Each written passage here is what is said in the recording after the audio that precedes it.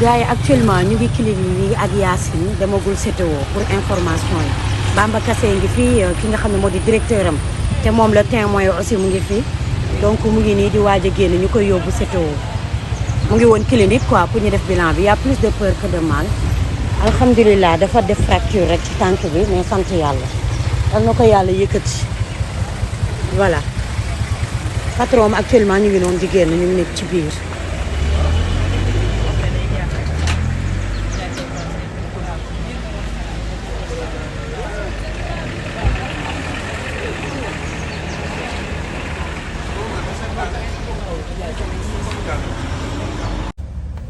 On y va nous.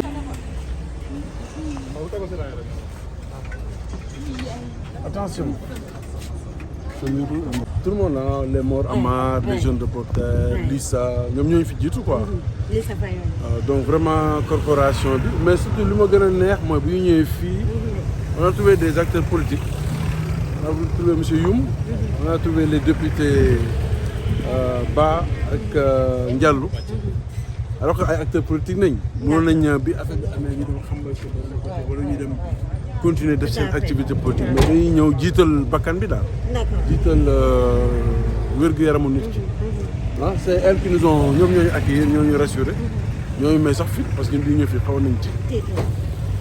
Bon voilà et puis remercier vraiment monsieur Youm qui a décidé de prendre en charge les premiers soins ici au niveau de la clinique Cheikh Tidiane Youm. D'accord. moo ko defal boppam yàlla na ko yàlla fay ci weeru koor bi. Bon maintenant on va faire la suite ah c'est pas la peine de waaw nañ dem concentrer sur l'essentiel daal. ah te ñu mën a wax bu fekkee ni borom oto bi. ci def affaire bi joxe nañ numéro am ci Facebook bi.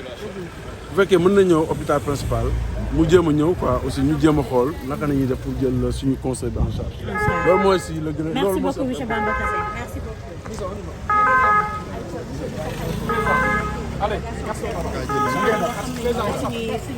directeur ñu ngi lay nuyu ñu gis ne métier bi tamit ci ñun la dal waaye tamit dal na ci yow ndax yow yaay ki nga xam ne yaay di patron wu Yacine di directeur Le Témoin bi nga déggee mbir mi ñoom la def. non dama tiit parce que dama nekkoon benn entretien alors ak benn personnalité économique ba ma génnee dama gis sama téléphone bëri ay message daal ñii ay samay xarit ñii woo ma 5 fois 6 fois 7 fois ma tiit ku ma si njëkk a rappelé ki moom moo ko informé man dama tiit je n'en revenais pas parce que quand même ma ne ban Yacine ñu ne ma Yacine ma ne leen non c'est pas possible parce que dañ ma ne est-ce que da nga am caméra bu man bu tudd Yacine ma ne leen waaw ñu ne leen ah il paraît que xaw ma dañu oto moo jaar ci comme gendarme yi ñoo doon chargé oto dal ci kawam donc comme fi ma nekkoon sorewul ci laa daw si ñëw siège wu PRP bon mais fekk ma fa kenn et bon voilà ma jubal bureau ba ci lañ ma woowee ne ma mu ngi ci clinique bi fii ci laa daw si ñëw mais vraiment choc la ressentir parce que vraiment Yacine sama Yacine la daal. vraiment sama Yacine la. tey fi mu ne nii bu weesuwee loolu ban matuwaay nga ci fas yéene jël ci li nga xam ne moo xew tey. waaw xam nga priorité bi pour le moment mooy. nañ toppatoo maanaam wërgu yaramu Yacine ba pare. comme ñu ngi koy yóbbu hôpital principal. donc nañ bàyyi ñu toppatoo ko moom ba pare ba mu mucc ba pare. conséquences yi ñu siy tiré kooku du wees. mais priorité bi pour le moment moo di que Yacine nañ ko prendre en charge bu baax ba mu génn ci lii ci jàmm. c'est important waaw c'est important li si des nag moom en rapport avec toute la profession. dinañu concerté wu daal c'est la suite à donner à ça. tey lan ngay wax ci monsieur Youm mi nga xam ne moom moo jël li nga xam ne en charge premier soin yi. di ko gërëm vraiment di ko gërëm di ko sant parce que Cheikh Tidiane Youm bu PUR dama ko doon dégg. di dégg ay intervention di ko gis ci télé. ak tamit di lire tamit ay interview am maanaam ci journaux yi. mais wax dëgg yàlla tey laa mos a jàkkaarloog moom. ba ma ñëwee ñu wax ma vraiment lépp lu ma def. ngir taxawu Yacine vraiment mënuma leen def leneen lu dul di ko gërëm. di ko sant mook yeneen député yi ma àndal.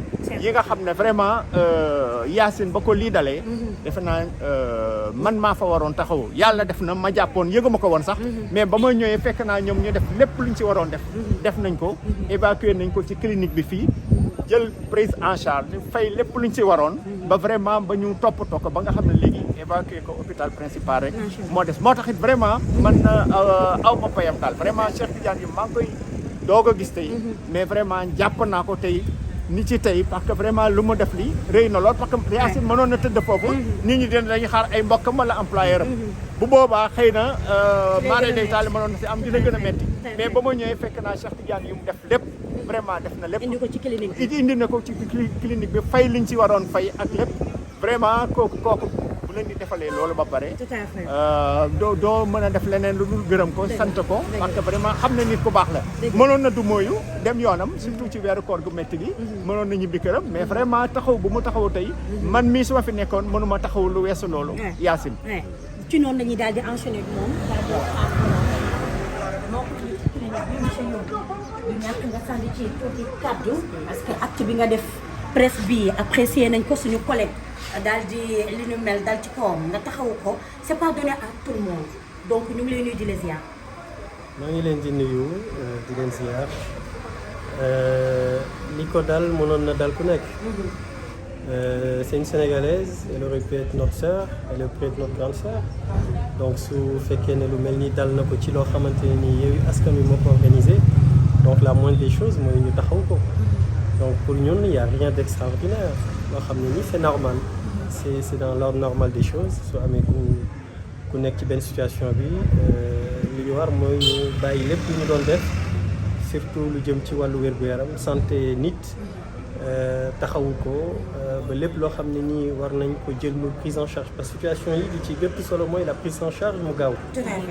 Donc le plus important c'était ça, elle a été prise en charge très rapidement. Et donc là elle va être acheminée à l'hôpital principal pour éventuellement des interventions chirurgicales. Mais exactement balaa fay lan moo xewoon exactement ba lii am. Comme ñoom ni ñu ko tàmmee Macky Sall ni mu ko tàmmee def. Il était question qu'on fasse un point pour préparer la marche chez Déthié Fall au niveau du siège du PRP sur la VDN. Et quand on est arrivé, déjà tôt le matin, ñu barricadé ko comme ils avaient fait lors du procès de Ousmane Sonko contre Mame Mbaye Niang. On est allé à notre siège au niveau du PUR et il était question qu'on revienne faire un petit point au niveau du siège de Déthié. Et on leur a parlé, les gendarmes qui étaient là, ils nous ont fait comprendre qu'ils avaient reçu des instructions et que ñoom xamuñu leneen lu dul li ñu leen sant ñu def. Et donc on a pris note, on était juste à l'angle de la rue pour faire un petit point. À peine commencé, ils nous ont chargés.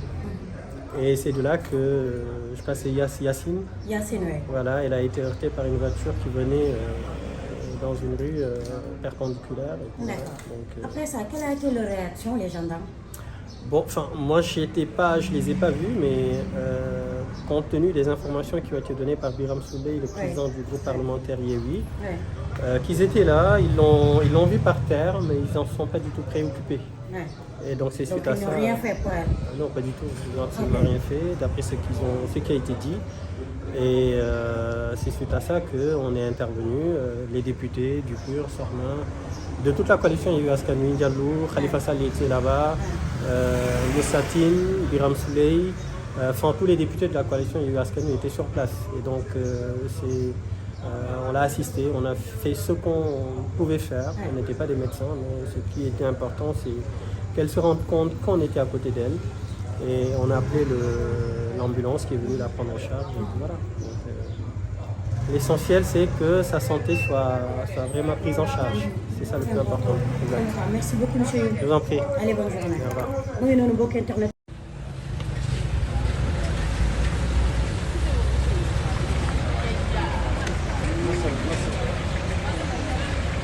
donc patron mu ngi noonu ci biir moom la ñuy yóbbu ni sa tëwoo pour ñu tabax tànk bi massa